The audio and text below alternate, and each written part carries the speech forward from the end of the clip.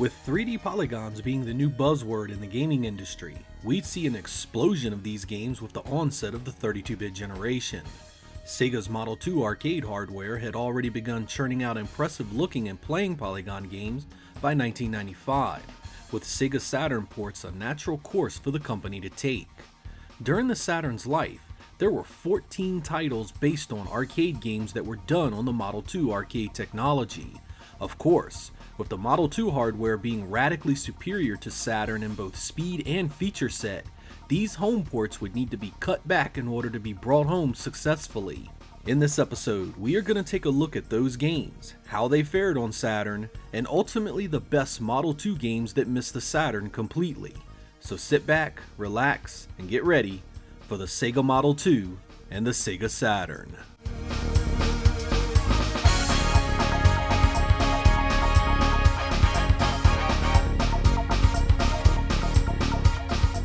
Our first game is perhaps one of the most famous titles to grace either the Saturn or the arcade, but for very different reasons. When Daytona USA hit the arcade in early 1994, it blew the socks off everyone who saw it for the first time. Its gorgeous textures and color, combined with 60 frames per second gameplay, is the stuff of legends. Many Sega fans can even recall exactly when they experienced the game for the very first time. Each of its 3 tracks had a distinct look and feel, and the oddball musical score added a ton of charm. It played incredibly well too, emphasizing power slide heavy mechanics and a large field of opponents. Its multiplayer remains some of my best arcade memories with friends. So when the Sega Saturn version of it hit in early 1995, all eyes were on Sega's new 32-bit powerhouse, and everyone was curious if it could do the arcade masterpiece justice. From a visual standpoint, the game was a mess in comparison to the arcade game. The polygon draw distance was terrible, the incredible frame rate of the arcade was cut to a third of its original majesty, and even the texture and color work took major hits in the transition home. It would have been a complete loss had the gameplay not been so damn good, a saving grace that did it no favors in pictures and videos. Many took one look at this port and immediately wrote off the Saturn as a joke of a system incapable of doing 3D games properly.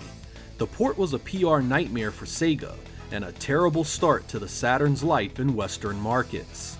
In an attempt to right the wrong of the original port's visual failings, Sega would release Daytona USA Championship Circuit Edition in late 1996.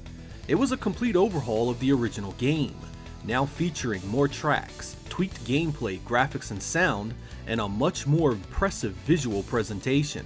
The frame rate and draw-in see the biggest improvements here, but changes to the gameplay will put off many fans of the original.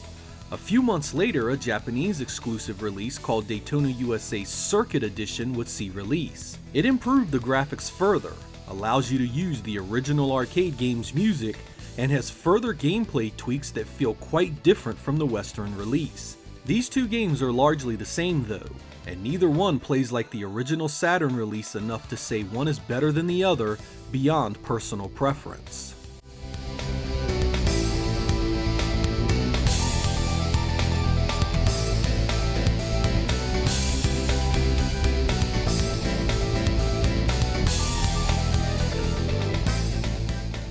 With arcade gun games being such a big hit, Sega would make sure to cover the genre with a few kick-ass games of its own, and in late 1994 we'd see Virtua Cop land in arcades. Essentially a first-person rail shooter, you take control of a police officer hunting down bad guys of the powerful crime syndicate Evil.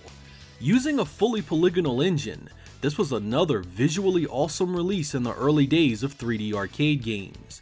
It again had a buttery smooth frame rate, great color and texture work, and was easily one of the better looking games that year. With the Saturn taking a beating in the public eye with Daytona, all attention turned to the follow-up releases for some validation that the Saturn platform could do proper 3D engines. And the late 1995 release of Virtua Cop was one of the first indications of just that. Using the new Sega graphics libraries, which was designed to make working with the Saturn's complicated hardware easier, we'd get a port heads and tails above the visual failings of Daytona USA. Virtua Cop was much smoother, with a rock-solid frame rate that never wavered. Texture and color work improved as well, giving you environment detail that looked great. In a side-by-side comparison, it was clear that Sega had gotten its act together and put out a truly fantastic port of the arcade game. It was the first indication that arcade games could be done faithfully on the Saturn, and a harbinger of things to come. It even came with the Sega Saturn Stunner, an arcade light gun that was accurate and comfortable, adding incredibly to the overall experience.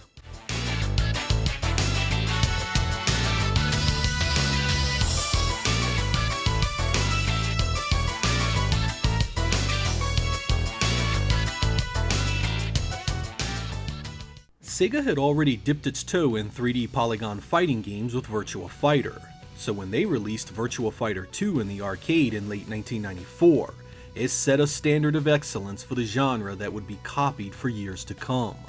Running ultra smooth and lightning fast, it was a visual masterpiece that was the fighting game equivalent to Daytona USA. Its colorful textures and 3D backgrounds looked just awesome, and you often would drag out fights just to eyeball the great visuals of the stages you fought on. Mix in the memorable soundtrack and last stage battle, and you had a fighting game for the ages. Nobody in their right mind expected the Saturn version to be even close to the arcade original, especially after the original Virtua Fighter hadn't exactly been a visual feast itself. So when its release came in late 1995, no one could hardly believe what the hell they were seeing. Running in the Saturn's high-res mode of 704 by 480, a resolution higher than even the arcade original, it also ran at an unbelievable 60 frames per second. Great texture and color work mimicked the arcade as well, giving the presentation an unreal similarity. Of course, something had to be sacrificed to get this level of performance on the Saturn, and that would come in the form of the 3D backgrounds being replaced with 2D background layers that scaled and zoomed with the action, as well as the arcade game's lighting engine being removed entirely. Luckily, that lightning-fast gameplay remained intact, and Virtua Fighter 2 would go on to show that Sega's new graphics libraries had a ton of potential to bring home arcade games that looked and played great.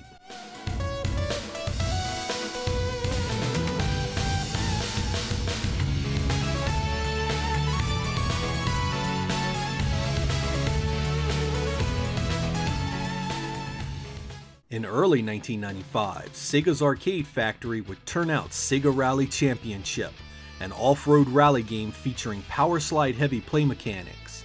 It had many of the visual properties of the arcade version of Daytona USA, such as the 60 frames per second gameplay, great track textures and color use, and varied track design. The gameplay is some of the best I've ever felt in a racing game, with a sort of controlled chaos going on that always felt exciting.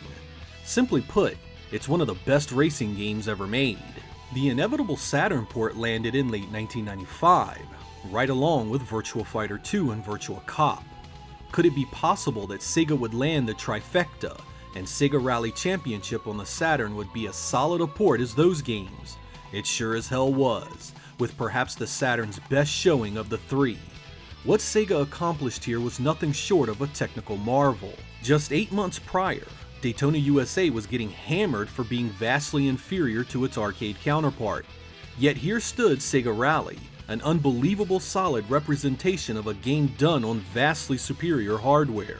It ran at half the frame rate of the arcade at 30 frames per second, but that 30 frames per second never drops, and provides a great feel that allows its gameplay to feel as perfect as it does. The polygon draw distance is leaps and bounds improved from the Saturn port of Daytona USA, usually far enough out that you rarely pay it any mind. The arcade's texture and color use is well represented too. With both games side by side, you can't help but be impressed by the home release. Sega even touched up the soundtrack in the Saturn game, giving home gamers a better overall version of it. Add in the analog arcade wheel peripheral, and it could be argued this was the best racing game of an entire generation.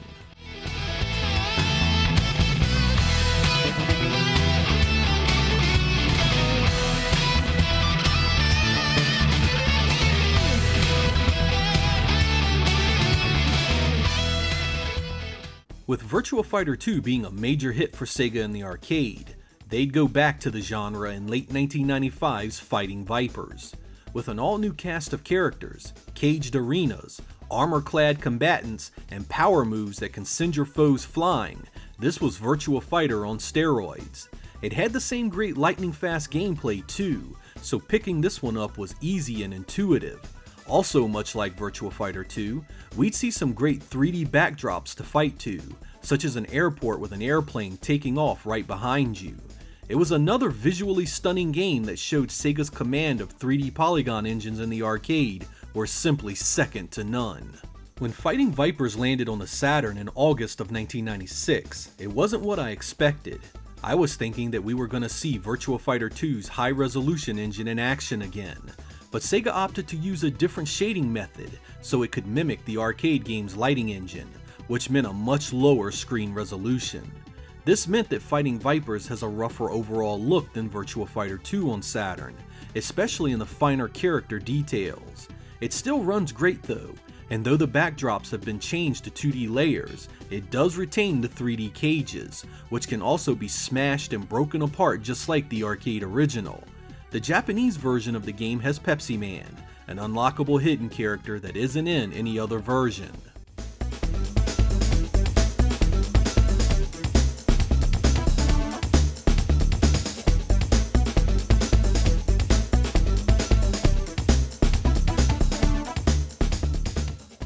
Hot on the heels of the first Virtua Cop, Sega was quick to capitalize on its success with Virtua Cop 2, released in late 1995. Sega didn't mess around too much here with the on-rails action, but improved the visuals something fierce. With a more dynamic camera, chase scenes, and far more environment variety, Virtua Cop 2 kept the great frame rate of the first, but improved upon nearly everything else. Textures looked better, colors popped more, and there were loads more happening on screen. After seeing this in the arcade, I figured there was simply no way in hell the Saturn had any chance of actually bringing this home intact. And of course I was completely full of shit, because the Saturn did exactly that. Released in late 1996, the Saturn version of Virtua Cop 2 was a bona fide home run in regards to Model 2 arcade translations. A rock-solid 30 frames per second backed up a 3D polygon engine that was impossibly good-looking for a machine supposedly incapable of doing such things. The dynamic environments like car chases and moving train battles were all replicated to near perfection, with great-looking textures and color all adding to their presentation perfectly. It was the showpiece for the Sega graphics library's maturity, and gave Saturn owners a ton of hope for every arcade port going forward.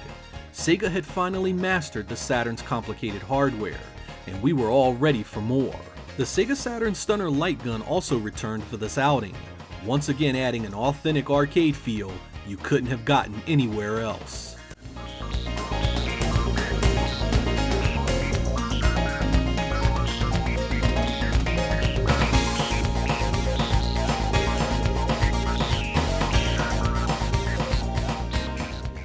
With Sega conquering top-end visual polygon racing and fighting engines in the arcade, they turned their attention to going fully 3D with gameplay in early 1996 Virtual On. This one-on-one arena mech fighting game wouldn't just paint pretty texture-mapped polygons all over the screen, but also give you fully 3D movement to boot. This would come via a twin-stick controller interface that allowed you unprecedented control in 3D space, a prelude to dual analog controllers that would show up a few years later. The mechs were exquisitely detailed and looked phenomenal, as did the arena where you fought. It was a game that took time and patience to master, but once you got the feel, it was an awesome experience. And the Saturn did it all kinds of justice in the home port. Like many of the Model 2 games on Saturn, the frame rate would need to be halved to 30 frames per second, but that was a rock solid 30 frames, and never wavered during gameplay. The 3D arena was intact, and the mechs all looked fantastic. Sega had once again shown that they had a command over the polygon rendering of the Saturn, and could make any type of game in any genre look and run fantastic on the hardware.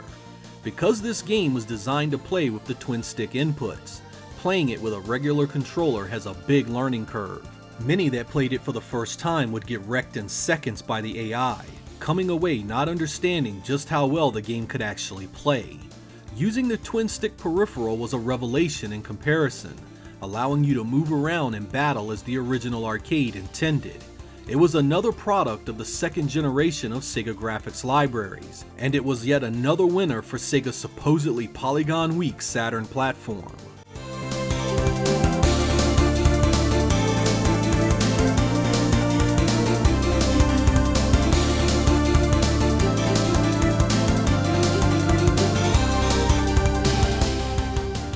In late 1995, Sega would release Manx TT Superbike, a motorcycle racing game based on the Isle of Man TT races held once a year.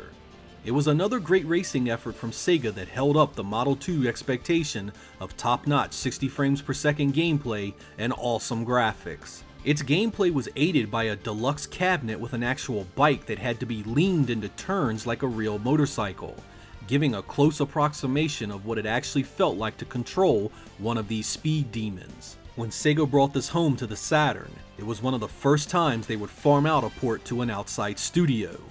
Tantalus Interactive and Perfect Entertainment would do the honors, and they did a respectable job. We'd get the bog standard 30 frames per second gameplay of the previous home ports, with texture and color work coming in strong as well. The gameplay didn't fare particularly well with the standard controller, playing much better with the 3D analog pad and racing wheel.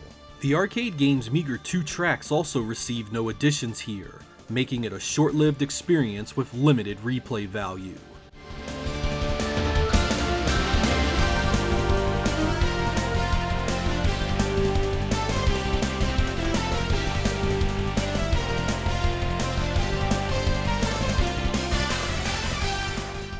With Sega's long and storied history with the Afterburner franchise, it made sense for them to follow that up with a fully polygonal effort, which materialized as a game called Sky Target. This third-person on-rail shooter looked and played very much like the classic series, allowing you to fly different planes that were selectable in the beginning of the game. The 60 frames per second gameplay was the expected buttery smooth experience, but the graphics were slower moving than Afterburner, and you now had a life bar that needed to be depleted before you were blown out of the sky. Additions like boss battles added some much needed punch to the formula, but the graphics were still kinda tame for a Model 2 arcade effort. Sega would again turn to an outside party for the home conversion, resting it in the hands of Appaloosa Interactive, of Three Dirty Dwarves and Contra Legacy of War fame. They'd not bring this one home quite as close as you'd expect, however. The arcade's frame rate takes the expected cut to 30 frames per second, but then has copious amounts of slowdown on top of that. The texture and color use, not exactly a strong point of the arcade version, is even weaker here, oftentimes much worse than even many early Saturn efforts. Mesh transparencies cover entire stages in unsightly messes of visual pain, and texture clipping and warping is everywhere and on everything. It was a major step back in Saturn development, a cold reminder that while Sega themselves had a command over the architecture to do arcade ports proud, many third parties had no such skill or talent.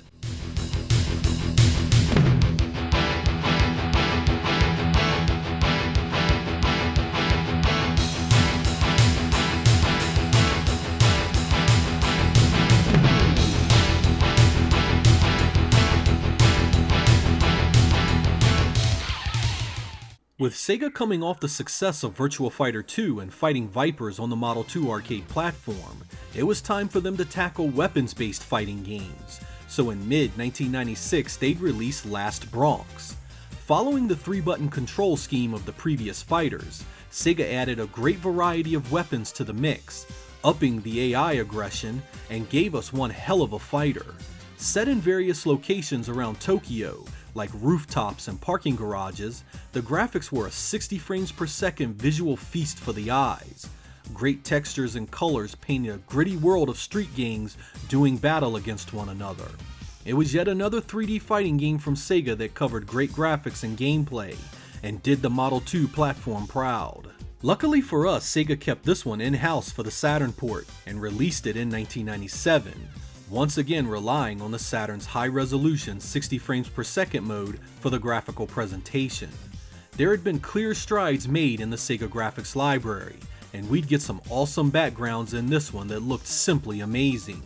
This could be the best looking 3D engine on Saturn, combining all aspects of the hardware into one great visual package. There are even a bunch of extra modes tossed in that the arcade variant didn't have, including a great training mode to get players acclimated to the extreme difficulty. Unfortunately for the Sega faithful, this was the last of the in-house high-resolution 60 frame per second arcade ports from Sega, a swan song of visual splendor that reminded us all that Sega knew the Saturn inside and out better than anybody.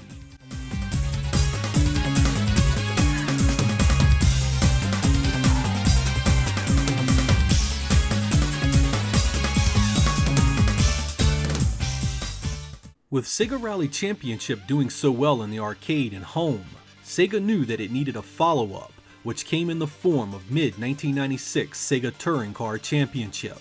It changes up a few things, adding more cars and tracks, and allowing you to run a qualifier lap before each race.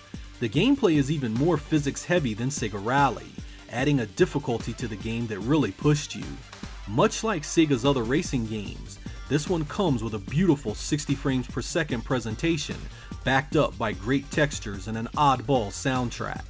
When Sega brought Sega Touring Car Championship home to Saturn, it was an utter mess. The inconsistent frame rate was all over the place, and the hideous texture work would give Sky Target a run for its money. It was a complete step back and then some from Sega Rally's top-notch port, a curious reverse evolution of software development. To make matters worse, the game is virtually broken with the default input options on a standard controller, sending you careening into walls right from the get-go. The merciless AI also demands that you basically run a perfect race with no screw-ups to even place in the top 3, a reality that few gamers would ever see. Some of this difficulty can be mitigated with an analog input option, such as the racing wheel or 3D analog pad, but even then the AI will still chew up most players and shit them out with ease. This leaves Sega Touring Car Championship as one of the more disappointing racing games from Sega for the Saturn.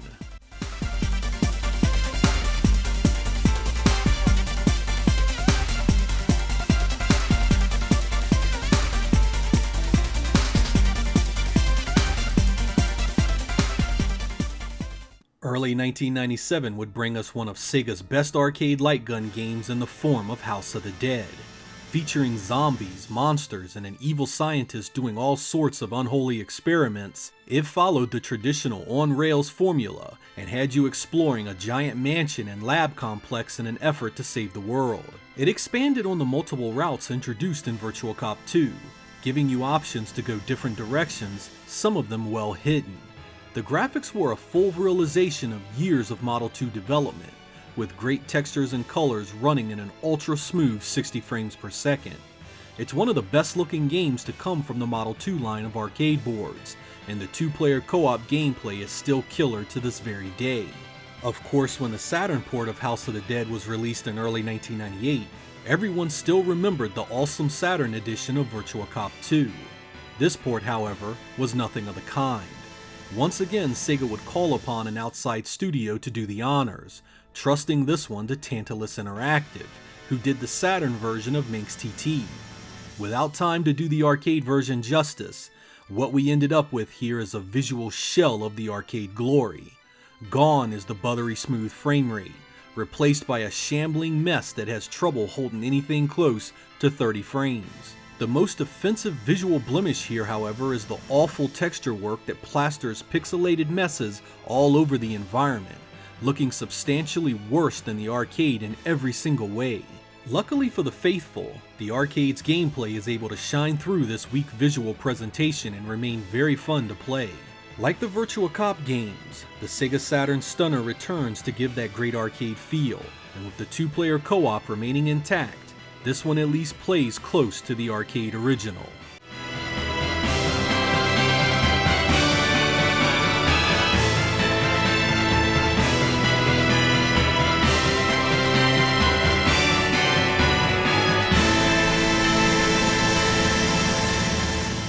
Sega would also allow third parties to develop games for their Model 2 arcade board, with one of the most prolific being late 1996 Dead or Alive from Tecmo. With the company on the verge of bankruptcy, Tecmo decided to try and cash in on the Virtua Fighter craze sweeping Japan. Using Sega's 3-button input standard, they'd expand it by making the guard button a hold button, which could counter and throw opponents instead of simply blocking their incoming attacks. They'd also add tons of sex appeal, making many of the fighters female with enhanced assets that responded to the game's physics engine. The fighting arena was also laced with explosives on the outer edges, meaning that being knocked down would result in even more damage in these areas. The polygon graphics were top-notch, with great-looking 3D backgrounds and awesome character design. The 60 frames per second gameplay was as fast as Sega's offerings, and this game would almost single-handedly save Tecmo from going the way of the dodo. When Tecmo brought Dead or Alive home in late 1997 for the Sega Saturn, they wisely followed Sega's lead and used the 60 frames per second high-resolution mode that had made Virtua Fighter 2 such a visual stunner. Texture work was even better here, and though the backgrounds would need to be dialed back to two-dimensional layers, the frame rate never falters during gameplay. Even the bouncing breasts make a showing, though you can turn it off if it's not your thing. It was a hit on the Saturn as well, selling more than 100,000 copies in the first 24 hours in Japan. It was scheduled for a Western release in late 1997, but Sega of America's complete abandonment of the Saturn platform left Tecmo no choice but to scrap the release entirely.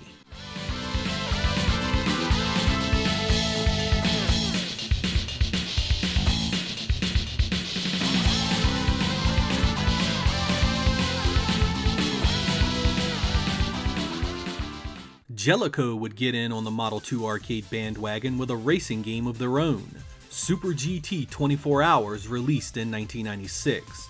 This racing game is reminiscent of some of Sega's offerings, sort of a mix of Indy 500 and Daytona USA. It offers up a solid 60 frames per second and plays wonderfully. Background detail is also similar to some of Sega's offerings, having things like roller coasters and other cool things going on all around you.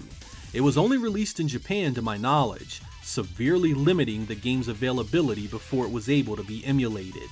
Jellico would bring Super GT 24 Hours home to the Sega Saturn in mid-1998, and it was a complete shell of its arcade big brother. Called GT24 and only released in Japan, there are huge concessions made in the visuals. Everything is heavily dialed back, especially the great background detail. Most tracks look completely different now, with scant scenery beyond track walls. The frame rate takes its usual hit from 60 frames per second of the arcade, but gets even further hit with moments of slowdown during gameplay. Geometry pop-in is quite prevalent as well, much closer than the arcade and sometimes as bad as the original Daytona USA. The gameplay doesn't arrive intact either, noticeably more unforgiving, feeling more grippy around even smaller turns. It isn't a total loss, and can still be worth playing with a little patience, but it's still an overall disappointment from the excellent arcade source material.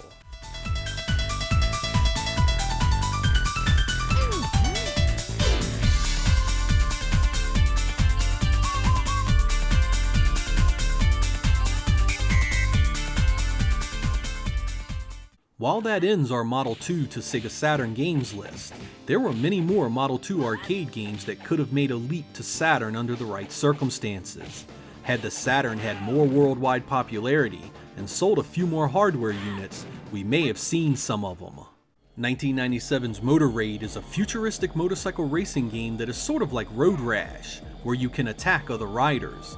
It played and looked great, but was a rare game in the arcades, and I don't think it had an official release in Europe at all.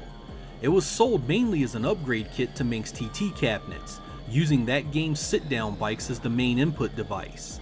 I feel using a slightly modified Manx TT engine on Saturn could have resulted in a solid port here, and since the Saturn wasn't loaded with vehicle combat games, it would have fit in nicely with Sega's other offerings.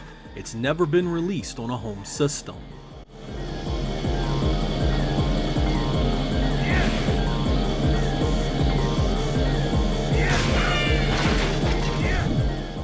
Arcade fans had their socks knocked off with 1996 Gunblade New York.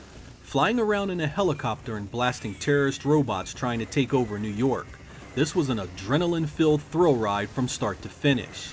This would have made a great Saturn release, I feel.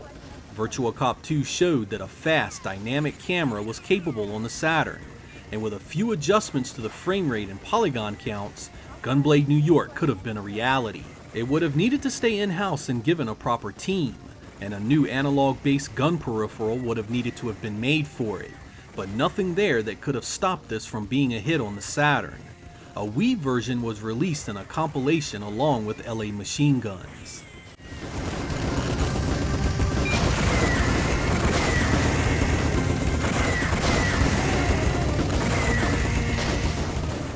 (1995's Indy 500 was a fantastic racing game that was actually in development for the Saturn but never saw a final release.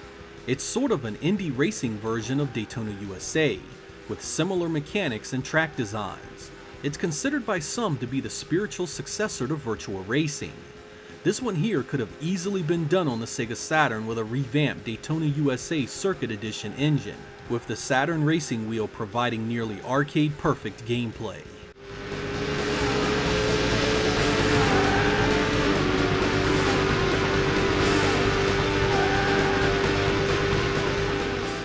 (1996 Sonic the Fighters was a one-on-one fighting game using characters from the Sonic universe. This one was announced for the Saturn almost immediately with the arcade game, and was in development for a while before dropping off the face of the earth.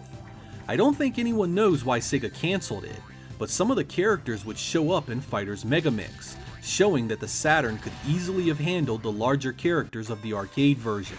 With a few adjustments to the 3D backgrounds, I feel the Saturn could have made a good home to this one, and given Sonic fans another Sonic option to draw them to the platform. It's available digitally on systems like the Xbox 360 and PlayStation 3 if you want to play it.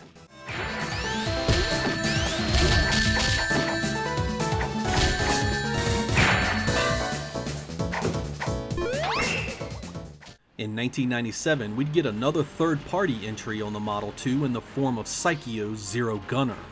This polygonal vertically scrolling shooter had unique pivoting gameplay that allowed you to shoot any direction you wanted. There's absolutely nothing here that couldn't have been done on Saturn, and given the genre's popularity in Japan, I'm shocked that it wasn't ported. Its sequel would see a physical release on the Dreamcast, but the original here has seen no home release to my knowledge.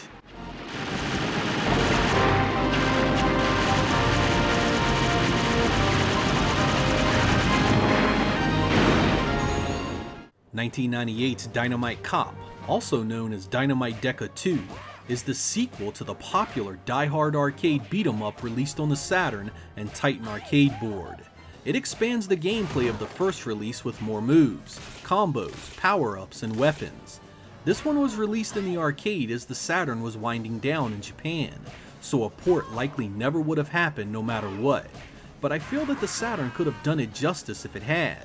With Die Hard Arcade's engine being virtually the same in scope and gameplay, I feel there's nothing here beyond polygon counts and texture quality that would have needed to have been pared back. Given the lack of beat-em-ups on the Saturn in general, this could have been a great release in Japan in early 1999. The Sega Dreamcast would see a release instead.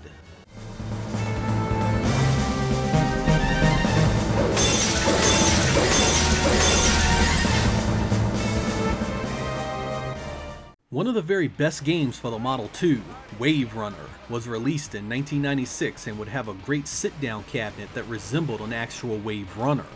The unique control method was aided by top-notch graphics and gameplay.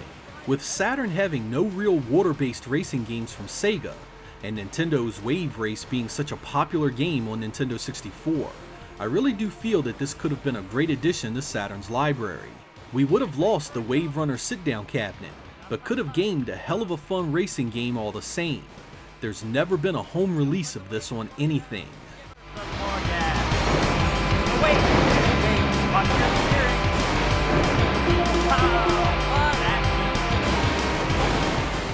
Real 3D, the company that helped Sega develop the Model 2 arcade board, got into making games briefly and released 1998's Behind Enemy Lines. This arcade gun game is similar to Virtua Cop 2, and its vehicle scenes would have likely made a great Saturn port. The cabinet looked just like the Gunblade New York release, and has two giant machine guns with kickback features when fired. It's another one that was released in the arcade in what would have been late in the Saturn's life, so any home version would have likely have been done on the Dreamcast. As it stands, it's never seen a home release of any kind.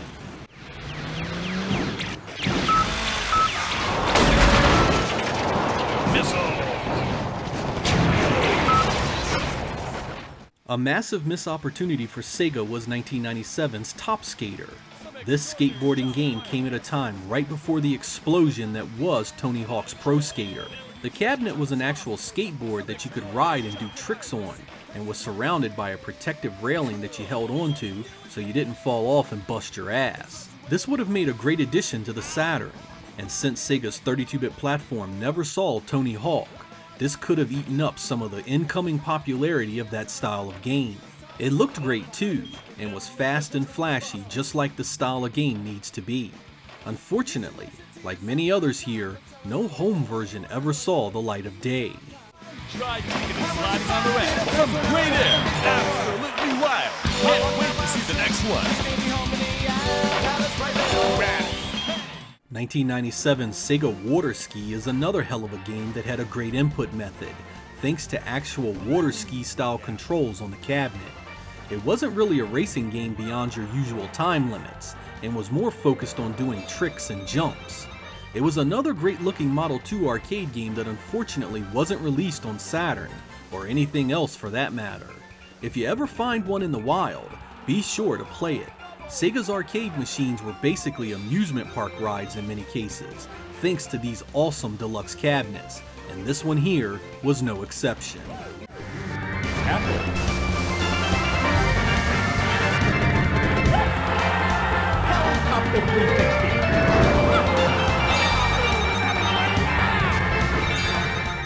Not to be confused with Sega Water Ski, Sega would take on downhill snow skiing in 1996 Sega Ski Super G. Again, a great deluxe cabinet would allow you to feel like you were actually using a pair of skis, and the great downhill perspective gave the feeling of really moving. It was another winner where the input method was half the fun, and it again never saw a home release of any kind. A shame, especially considering that games like Cool Borders proved popular on the PS1 around the same time.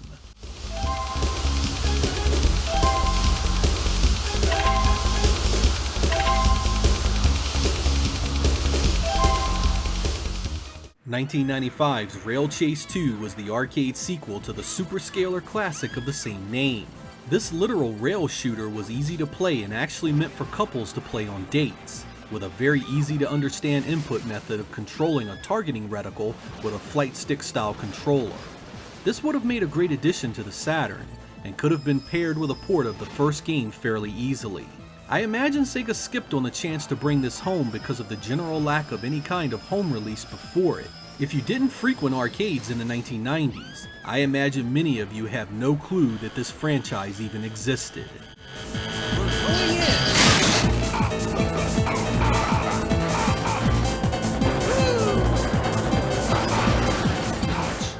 So there we go guys, the Sega Model 2 and the Sega Saturn.